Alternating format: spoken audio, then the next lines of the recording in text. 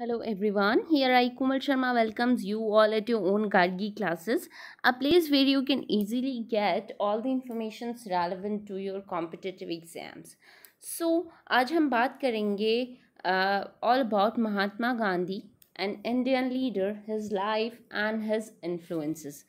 तो जैसा कि अभी अपनी सीरीज चल रही है महात्मा गांधी की लाइफ जर्नी के बारे में, तो अभी अपन बात कर रहे हैं all about Gandhi ji is sojourn in South Africa. South Africa में जो गांधी जी की जर्नी रही उसके बारे में हम बात कर रहे हैं। तो अब तक अपन ने बात करी कि किस तरीके से गांधी जी में वो सारे इवोल्यूशंस आए एज अ जो कि उन्हें लीडरशिप की तरफ मूव कराते हैं। अब आगे हम बात करेंगे all about the resistance and results. Gandhi ji ने जो कुछ साउथ अफ्रीका में जिन जिन रॉन्ग थिंग्स के अगेंस्ट में रेसिस्ट किया, उनके रिजल्ट्स एग्जैक्टली क्या निकले, हम उनके बारे में कुछ पॉइंट्स डिस्कस करेंगे। ठीक है, तो आइए चलते हैं। Gandhi was not the man to nurse a grudge. सबसे पहली चीज़ है, गांधी जी एक ऐसा इंसान बिल्कुल नहीं थे जो एक ऐसी फीलिंग्स, हेट्रेड फीलिंग्स को नर्स करे अपने अंदर। ग्रज का मतलब हो जाता है इल विल को अक्यूमुलेट करना। जब आपके साथ कोई भी पास्ट में ऐसा इंसिडेंट होता है जहाँ पे कोई आपके इंसल्ट करता है या आपको ह्यूमिलिएट करता है और आप उस इंसल्ट को एग्जैक्टली अक्यूमुलेट करते हो, आप अपने मन में उस चीज़ को दबा के रखते हो और जब मौका मिलता है आप रिवर्ट में रिप्लाई करते हो। तो Gandhi ji was not among them. Gandhi ji ऐसे बिल्कुल नहीं थे जो कि ऐसी हेट्रेड या इल विल को नर्स करें। ठीक है, अब इसका एग्जाम्पल कहाँ दिखता है आपको एग्जैक्टली मैं बताऊंगी। On the outbreak of South African Boer war in 1899। South Africa में बॉर वॉर हुआ था इन 1899 में, जहाँ पर ब्रिटिशर्स, जो ब्रिटिश क्राउन कॉलोनी थी उनके, और जो साउथ अफ्रीकन इंडिपेंडेंट जो भी स्टेट्स थे उनके अगेंस्ट में, इन दोनों के क्लैश हुआ था इन 1899 में। तो इसमें क्या हुआ था एग्जैक्टली, ही आर्ग्यूड, यहाँ पे गांधी जी ने एक आर्ग्यूमेंट रखा था that the Indians who claim the full rights of citizenship in the British crown colony of Natal were in duty बॉर्न टू डिफेंड इट। अब यहाँ पे आपको एग्जैक्टली ये जो मैंने ऊपर स्टेटमेंट दिया था कि Gandhi ji was not the man to nurse a grudge, to nurse a hatred और इल विल। तो यहाँ पे क्या होता है, जब वॉर होता है बिटवीन द ब्रिटिशर्स और among the independent states of Afrikaners, तो अब इन दोनों के बीच में जब वॉर होता है तब गांधी जी अपना आर्ग्यूमेंट रखते हैं कि हम लोग भी ब्रिटिश क्राउन कॉलोनी की तरफ से एग्जैक्टली पार्टिसिपेट करेंगे इस वॉर में, क्योंकि यहाँ के जो इंडियंस हैं वो अपना पूरा राइट रखते हैं of the citizenship in the British crown colony of natal. Natal में जो ब्रिटिश कॉलोनी थी वहाँ पे जो इंडियंस अपना फुल राइट रखते हैं एज अ सिटीजनशिप, तो उनका राइट बनता है कि वो ब्रिटिश कॉलोनी की तरफ से लड़े, वॉर में एग्जैक्टली पार्टिसिपेट करें। ठीक है, तो यहाँ से आप एग्जैक्टली आइडिया ले सकते हो कि गांधी जी का मेंटल लेवल कहाँ तक था, वो किस तरीके की पर्सनालिटी थी। In fact he raised N ambulance corps of 1100 volunteers. उन्होंने 1100 इंडियन वॉलेंटियर्स को इकट्ठा किया और वॉर में पार्टिसिपेट किया। Out of whom 300 were free Indians. इन 1100 में 300 ऐसे थे जो कि फ्री इंडियंस थे और बाकी के जो थे वो इंडेंचर्ड लेबरर्स थे, मतलब फोर्सफुली ब्रिटिश कॉलोनी के थ्रू वर्क कराए, लेबर कराए जाने वाले लोग थे। ठीक है, तो इस तरीके से आप इस पूरे इंसिडेंट से आप आइडिया लगा सकते हो that what kind of person he was and we should learn from him. It was motley crowd. ये जो क्राउड थी, जो वॉलेंटियर्स थे, जो गांधी जी के अंडर में जो भी वॉलेंटियर्स थे, उनमें मिक्स ऑफ वेरिएशंस थे। वो बैरिस्टर्स भी थे उनमें से, कई अकाउंटेंट्स भी थे, आर्टिशंस भी थे और कई लेबरर्स भी थे, ऐसे मिक्सड अप थे। It was Gandhiji's task to instill in them a spirit of service to those whom they regarded as their oppressor।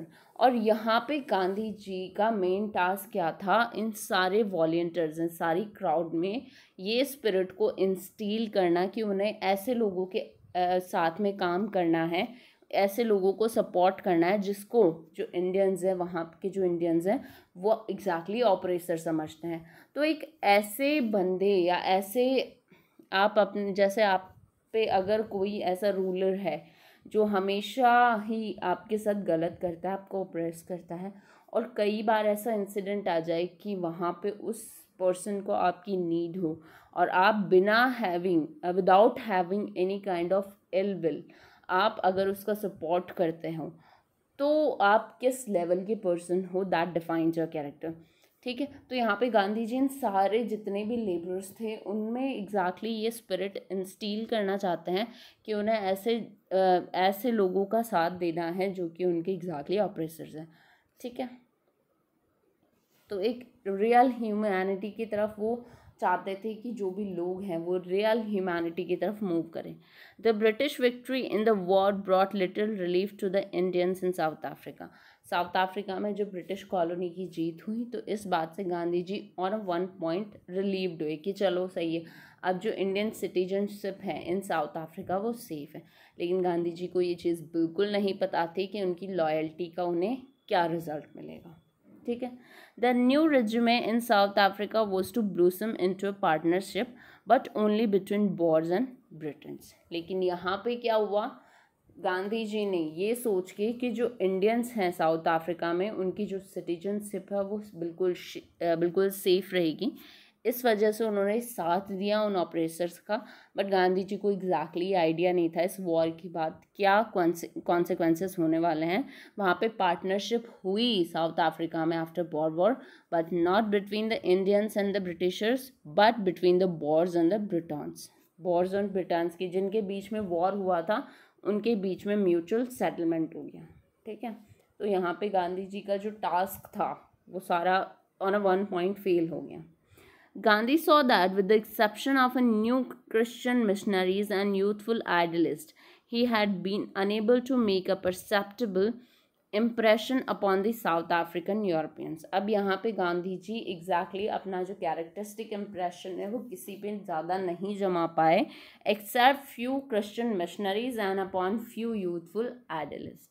ठीक है, तो आप देख सकते हैं कि उनका ये जो टास्क था on a one point being a human वो फेल नहीं हुआ on the point of humanity, but अगर उनका मेन जो टारगेट था जिस वजह से उन्होंने उनको सपोर्ट किया था तो वो यहाँ पे फेल हो गया।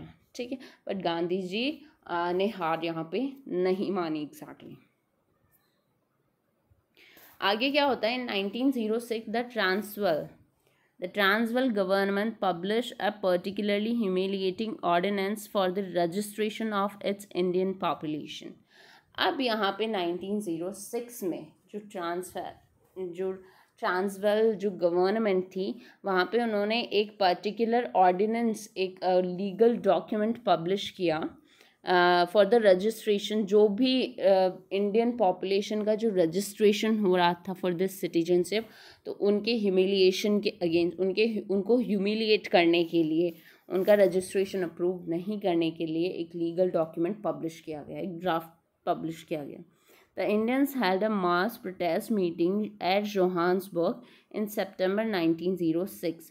अब क्या हुआ था, इंडियंस जो भी वहाँ के इंडियंस थे, जब ये ऑर्डिनेंस पब्लिश हुआ तब वहाँ के जो इंडियंस थे उन्होंने मास प्रोटेस्ट किया, एक मीटिंग की जोहान्सबर्ग में इन सितंबर 1906 में under the Gandhi ji's leadership.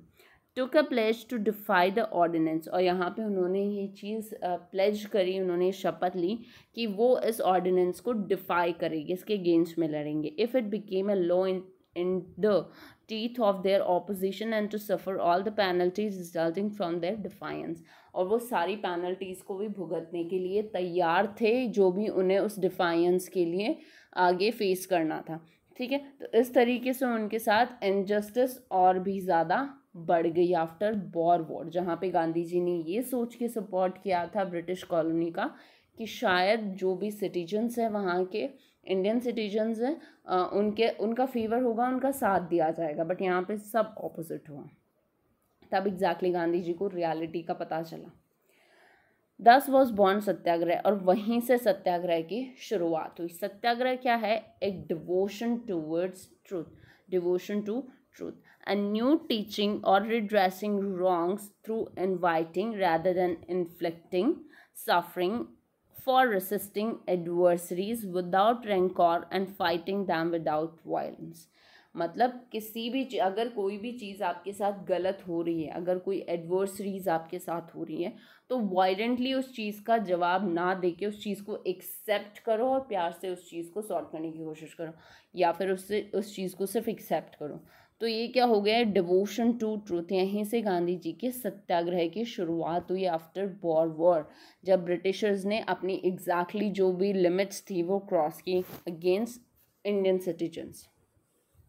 So these are few points which I shared with you all about Mahatma Gandhi. And अगर आपको कोई भी प्रॉब्लम है रिलेटेड टू दिस टॉपिक तो आप कमेंट के थ्रू पूछ सकते हैं। And thank you so much for watching or attending lecture at Gargi classes. Do watch the videos regularly and channel को सब्सक्राइब करना ना भूलें, वीडियो को लाइक करें अगर आपको कंटेंट पसंद आया है तो, and don't forget to press the bell icon to get the notification of our each video. Thank you so much for attending lecture at Gargi classes. Stay continued.